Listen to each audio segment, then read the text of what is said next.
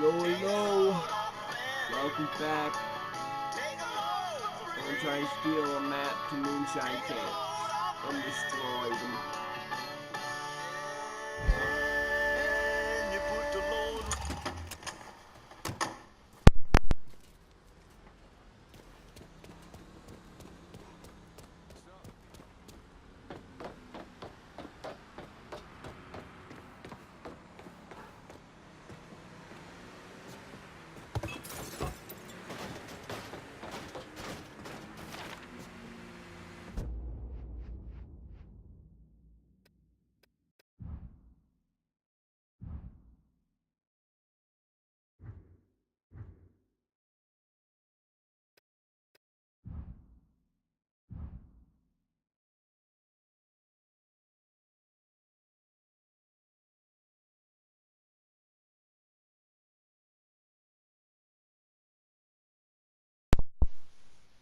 Stanley Kubrick.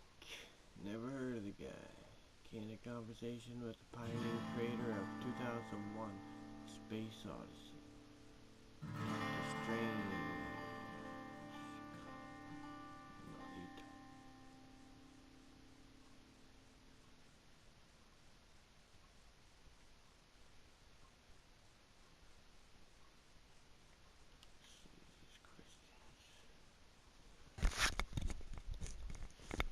Much of the controversy surrounding 2001 deals with the meaning of the metaphysical symbols that abound in the film: the polished black monolith, the orbital conjunction of Earth, Moon, and Sun at each stage of the monolith, intervention in human destiny, the stunning final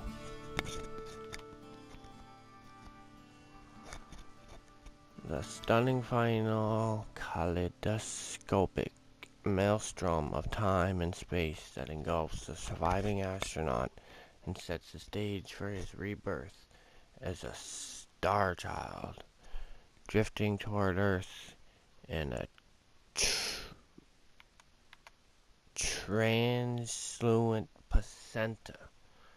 Once critic even called 2001 the first Nietzschean film, contending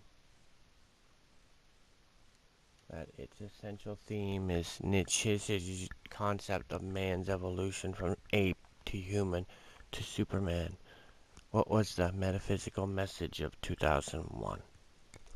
Kubrick says, "It's not a message that I ever intend to convey in words. 2001 is a nonverbal experience. Out of 2 hours and 19 minutes of film, there are only a little less than 40 minutes of dialogue. I tried to create a visual experience, one that bypasses verbalized pigeonholing and directly penetrates the subconscious with an emotional and philosophic content." To convolute McLuhan in 2001, the message is the medium. I intended the film to be an intensely subjective experience that reaches the viewer at an inner level of consciousness, just as music does. To explain a Beethoven symphony would be to emasculate it by erecting an artificial barrier between conception and appreciation. You're free to speculate as you wish about the philosophical and allegorical meaning of the film, and such speculation is one indication that it has succeeded in gripping the audience at deep level.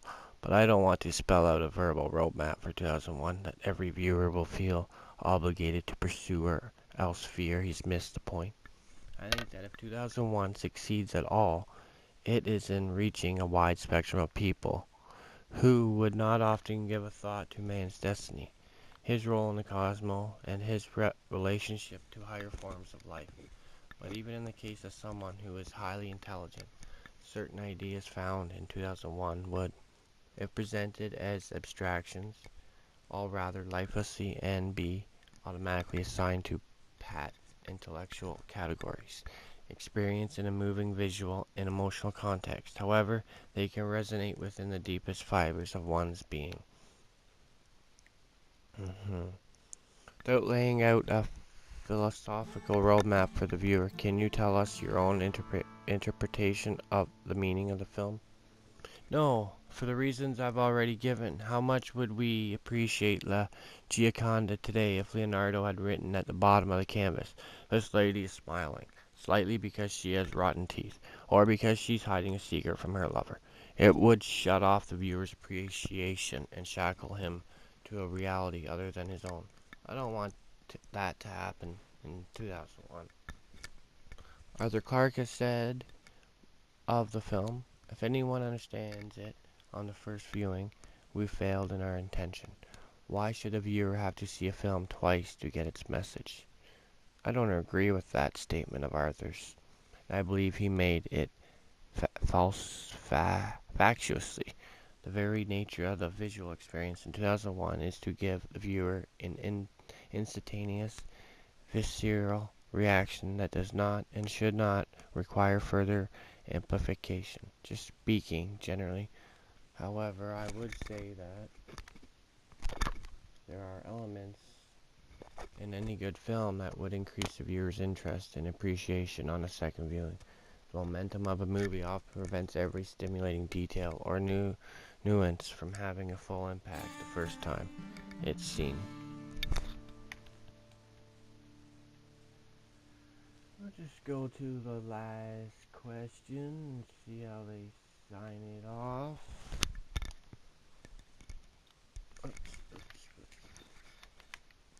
Playboy asks, will we be able to find any deep meaning of fulfillment, either as individuals or as a species, as long as we continue to live with the knowledge that all human life could be snuffed out at any moment in a nuclear catastrophe? Kubrick replies, "We must, for in the final analysis there may be no sound way to eliminate the threat of self-extinction without changing human nature. Even if you managed to get every country disarmed down to the bow and arrow, you would still be unable to lobotomize either the knowledge of how to build nuclear warheads or the perversity that allows us to rationalize their use.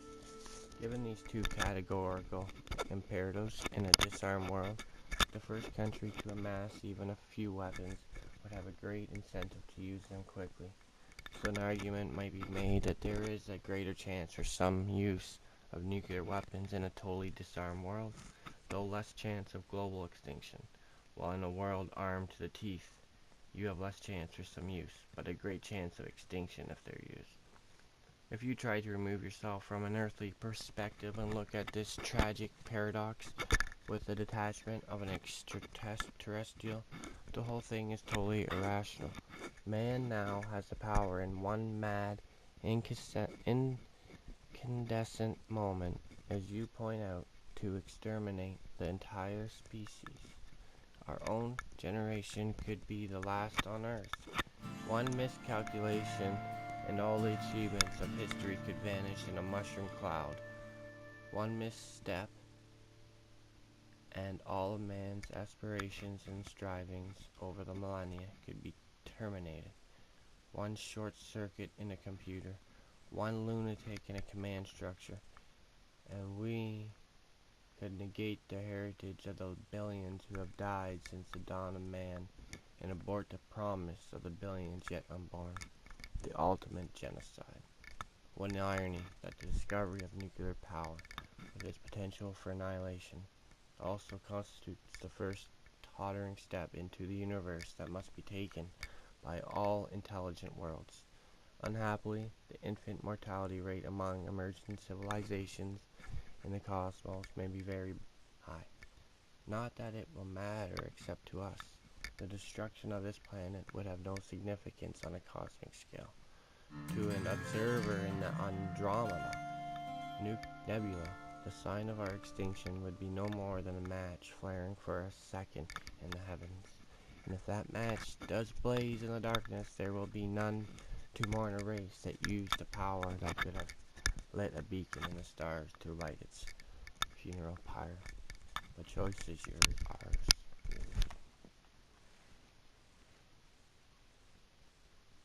Okay, that's the end of that book. Continue on the game with the next part. See ya.